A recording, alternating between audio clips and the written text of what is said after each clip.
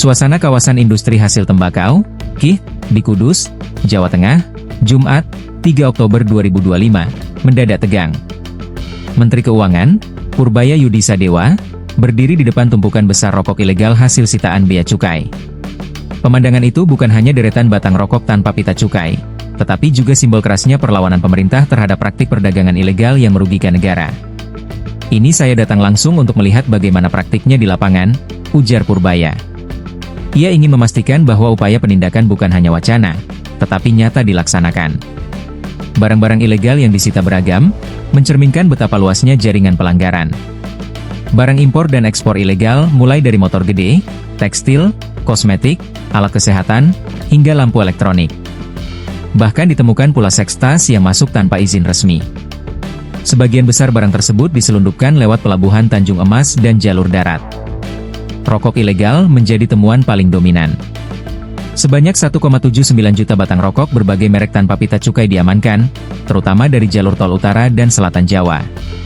Akibatnya, negara menanggung kerugian sekitar 1,33 miliar rupiah, dengan nilai barang mencapai 2,6 miliar rupiah.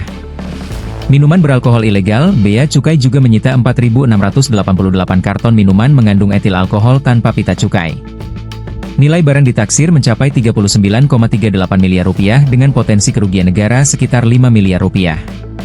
Mesin pelinting rokok asal Tiongkok tak kalah mengejutkan, petugas menemukan mesin MK8 berkapasitas produksi 2.500 batang per menit. Mesin ini menjadi bukti seriusnya industri ilegal yang beroperasi di balik layar.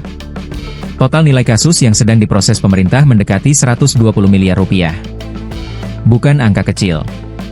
Lebih dari 200 orang telah diamankan untuk diproses hukum. Penelusuran tidak berhenti di titik penyitaan, tetapi juga dilakukan hingga ke pabrik-pabrik yang beroperasi di Jawa Timur. Menkeu Purbaya menegaskan bahwa pemerintah tidak akan memberi ruang bagi importir nakal maupun pelaku industri ilegal. Nada suaranya tegas, menandakan sikap tanpa kompromi. Sekarang tidak bisa lari lagi.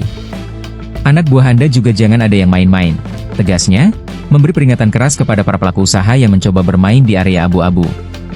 Pernyataan itu menjadi ultimatum terbuka. Jika masih ada yang mencoba melanggar, siap-siap berhadapan langsung dengan hukum.